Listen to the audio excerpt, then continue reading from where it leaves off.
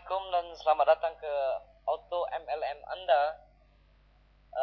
Di sini kita akan dapat melihat satu cara bagaimana cara yang terbaik yang digunakan oleh top marketer menjalankan perniagaan online mereka.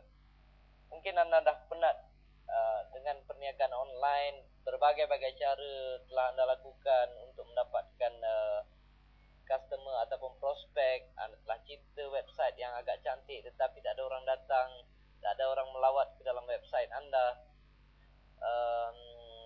Dengan cara lama, kalau dulu saya menggunakan flyer, sebarkan ke hujung ke pangkal, iklankan ke dalam Yahoo Group, hantar email spam, macam-macam telah dilakukan, tetapi perniagaan online kita ramai yang hampa kerana ia tidak memberi pulangan seperti apa yang diharapkan.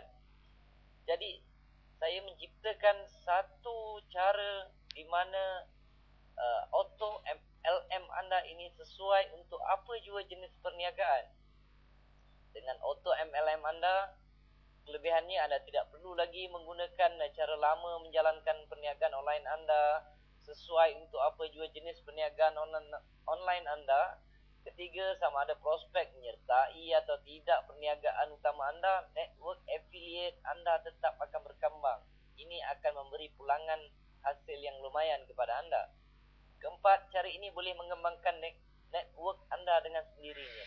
Apabila semua perkara telah disetupkan, anda akan dapati network anda akan berkembang. Kadang-kadang dalam keadaan anda tidur, dalam waktu anda pergi bercuti, waktu anda tidak langsung melihat perniagaan anda tersebut, ia boleh bergerak dengan sendirinya. Jadi yang utamanya anda akan dapati semua perkara yang ada di dalam auto MLM anda adalah percuma. Cara-cara untuk membuat promosi yang diberikan di sini adalah percuma. Dan saya jamin, saya garanti anda tidak akan dapat ilmu sebegini di mana-mana sekalipun laman web, kecuali mereka akan charge ataupun mengenakan bayaran yang agak mahal. Di sini saya berikan kepada anda secara percuma supaya kita sama-sama boleh buat duit secara online dan sama-sama kita boleh mendapatkan hasil